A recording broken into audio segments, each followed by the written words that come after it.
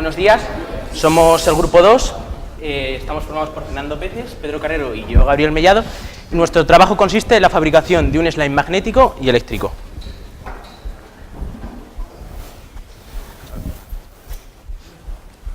Bueno, Pedro nos explicará el procedimiento, la exposición, análisis y modelización de los resultados. Yo explicaré la correlación microestructura, resistencia e impacto, y por último Fernando nos hablará de la verificación del modelo, posibles usos y el impacto medioambiental que tiene nuestro material. Bien, pues empezamos por el procedimiento. Dentro del procedimiento vamos a analizar, primeramente veremos las probetas que hay. Realizamos tres tipos de probetas, secadas, congeladas y frescas. Frescas me refiero a que no fueron sometidas a ningún tratamiento térmico. Dentro de cada probeta hay otros tres tipos de probeta. En los dos primeros, sin hierro, con 150 gramos y con 300 gramos de hierro. Y luego las realizamos diferentes ensayos. Y con las frescas, lo que hicimos fue sin hierro, con polvo de hierro y con viruta de hierro. Estas son las probetas. Una vez que sabemos las probetas que vamos a utilizar, vamos a ver los ensayos que realizamos. Estos son algunos, y en análisis de resultado resaltaremos resistencia a impacto, conductividad eléctrica, viscosidad y densidad. Propiedades organolépticas, abrasión y dureza de MOS están solamente en el informe porque debido a las limitaciones de tiempo. De todas maneras, estos son los ensayos realizados. Ahora Gabriel va a exponeros la relación microestructura con la resistencia a impacto. Bueno, vamos a comenzar con la correlación microestructura, resistencia a impacto. Para ello os voy a explicar 6 probetas. 3 de ellas fueron congeladas a una temperatura de menos 18 grados durante una semana y las otras 3 se dejaron secar al aire también durante una semana, pues a temperatura ambiente. Comenzamos con las probetas congeladas. Este de aquí que podéis ver es la congelada con 300 gramos de hierro, o sea, la que más cantidad de hierro teníamos. Fue la que mejor resistencia a impacto nos dio, ya que resistió en altura de 50 centímetros.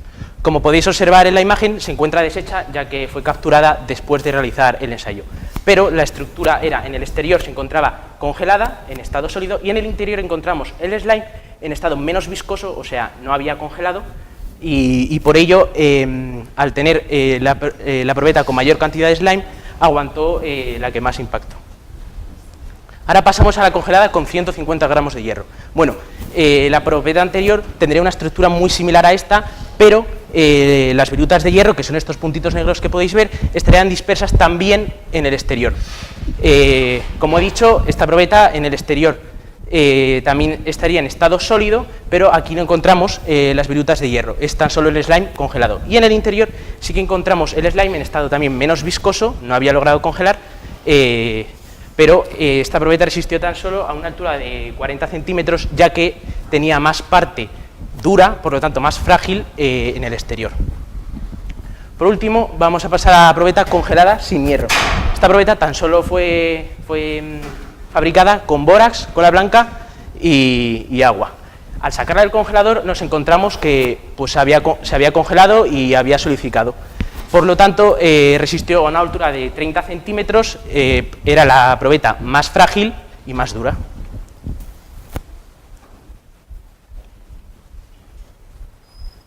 Bueno, ahora vamos a pasar a analizar las probetas secadas, con hierro y sin hierro.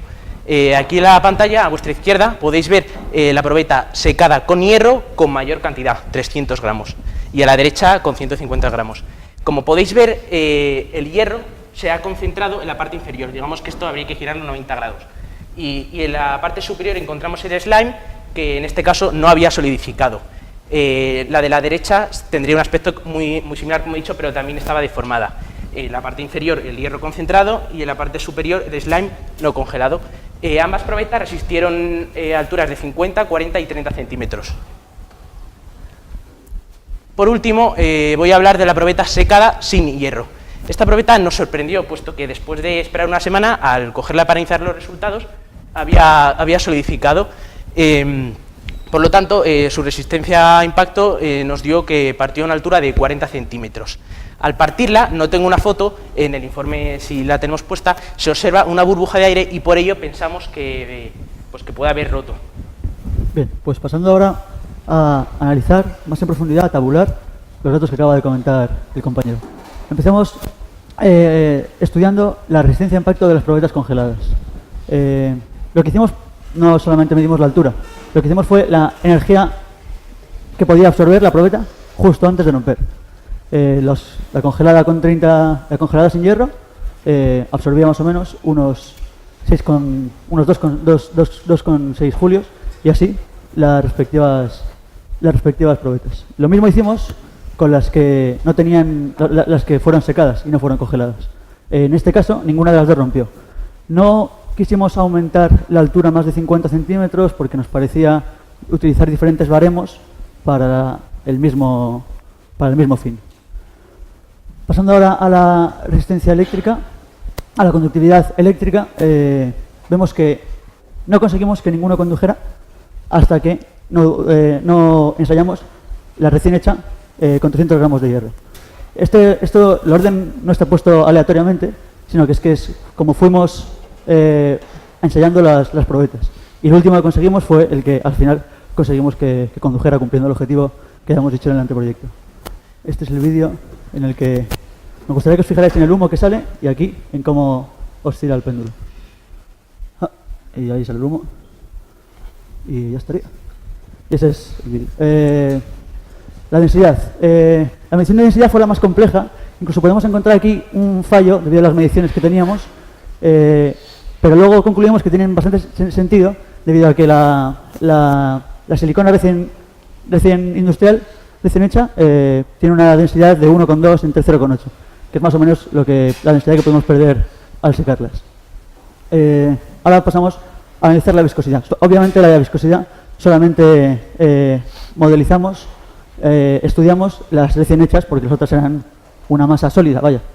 Y estos son los resultados. No quiero entrar en profundidad en ellos porque ahora, en la parte de modelización, los explicaré más en profundidad. Pasando a la modelización. Primero, quería decir que modelizar es estudiar el comportamiento que va a tener el material. Entonces, con resistencia a impacto. Lo que habíamos hecho era hasta aquí, con 300 gramos de hierro. Y modelizamos el comportamiento estudiando la función que describen estos tres primeros puntos y encontramos y pensamos que con 600 gramos puede absorber entre 6,5 y 7 julios. Lo mismo hicimos, lo interesante ahora de la gráfica de viscosidad es ver que la probeta sin hierro, con polvo de hierro y con viruta de hierro, mantiene una reacción prácticamente lineal. Y que con polvo y viruta se dispara. ¿Esto por qué es? Porque la viruta y el polvo lo que van a hacer es anclar el movimiento de la silicona. Entonces se suman las dos en vez de mantener una reacción lineal. Esto nos resultó muy curioso a todo el grupo. Ahora Fernando va a explicaros los puntos que tiene. Bien, los posibles usos los hemos dividido en función de sus propiedades. Por un lado, dentro de las propiedades magnéticas, tenemos nuestra principal aplicación, que es el sustituto de la banda de goma en las neveras, que es lo que se usa para amortiguar el cierre de la puerta de las neveras. Luego, por otro lado, tenemos el pegamento para tuberías. Aquí, lógicamente, la tubería tiene que conducir magnéticamente para que atraiga al slime y este se quede ahí pegado. Por otro lado, dentro de las propiedades eléctricas, tenemos circuitos eléctricos. Esto no tiene mucha explicación, es simplemente coger una porción de este slime, la colocaríamos en el circuito, en el sitio del circuito que queremos conectar y pues conduciría la corriente. Dentro de otras propiedades tenemos el entretenimiento y líquido antipinchazos. Lo conseguiríamos añadiendo un colorante para que aportase un color al slime y lo introduciríamos dentro de la rueda. Entonces, cuando sufriese algún tipo de pinchazo, el slime se metería dentro del agujero que se ha roto y se secaría y se podría localizar fácilmente gracias al color, que tendría que ser obviamente diferente al de la rueda. Luego, el impacto medioambiental. La verdad es que cuando comenzamos a hacer nuestro proyecto no tuvimos muy en cuenta el impacto medioambiental y entonces, si analizamos si es contaminante o reutilizable, os tenemos que responder que es contaminante y no es reutilizable. Por lo tanto, finalmente dentro de la verificación del modelo, tenemos que hemos conseguido que sea una masa viscosa y en función de cómo juntábamos los materiales y las proporciones de estos materiales conseguíamos que fuese más o menos viscoso.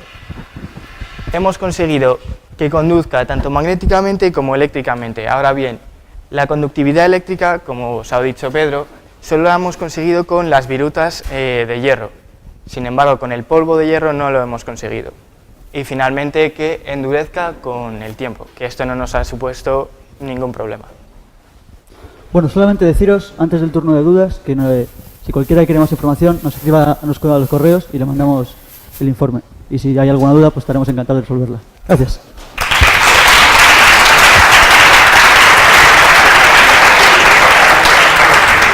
Muy bien, chavales. Sí. Muy bien, te va.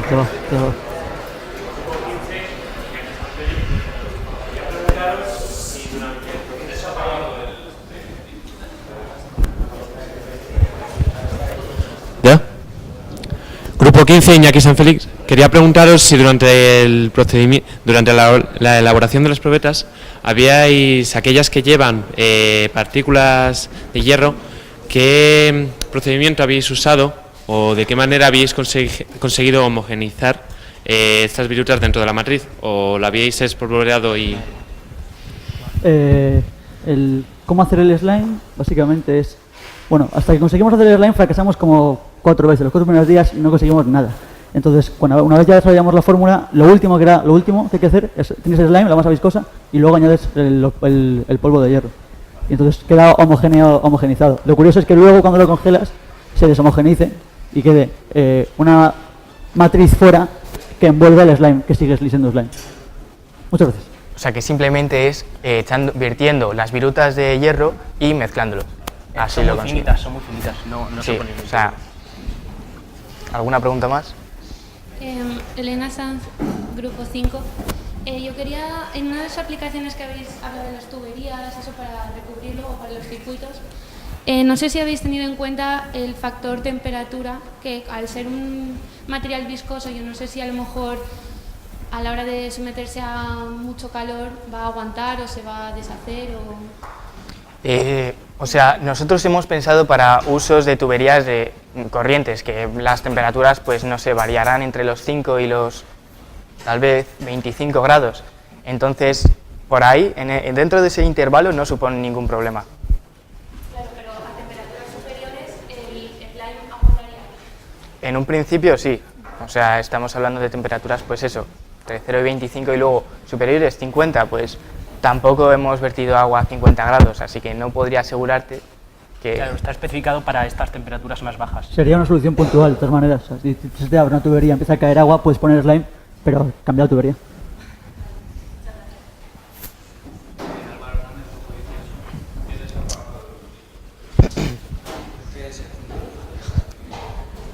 Ahora, me gustaría saber el mecanismo que habéis seguido para hacer la gráfica de la energía por la masa. O sea, ¿cómo habéis sacado para hacer la gráfica? ¿Qué mecanismo habéis seguido? Vamos. Con el Excel, trabajando con los datos que sacamos.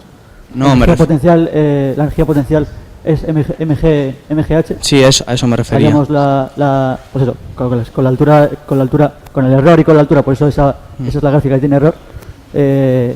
Calculando cada una la energía potencial y luego modelizamos el comportamiento y pensamos que para 600 gramos es el que era 6,5 más o menos.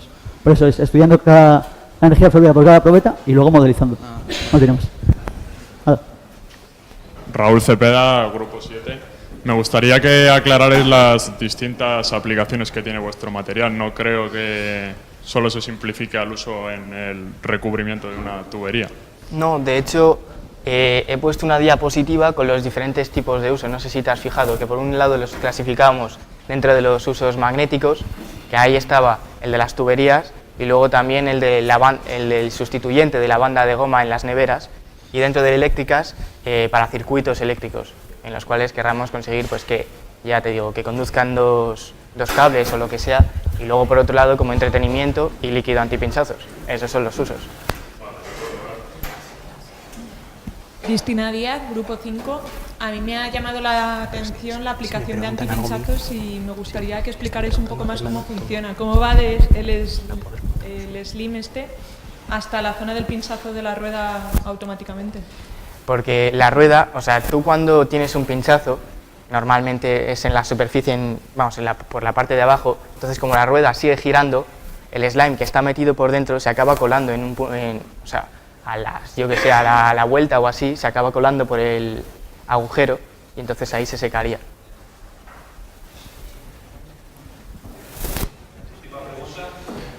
Hola, Víctor González, de Grupo 6. Quería saber cómo habéis calculado exactamente la energía absorbida. Lo acabamos de explicar. Pues no lo he oído. Te lo vuelvo a decir. Energía potencial es mg igual a mgh. Con cada probeta calculamos, o sea, medimos lo que acabo de explicar y calculamos la energía absorbida, y con la energía absorbida luego modelizamos la curva que es la que sale al final. Vale, gracias.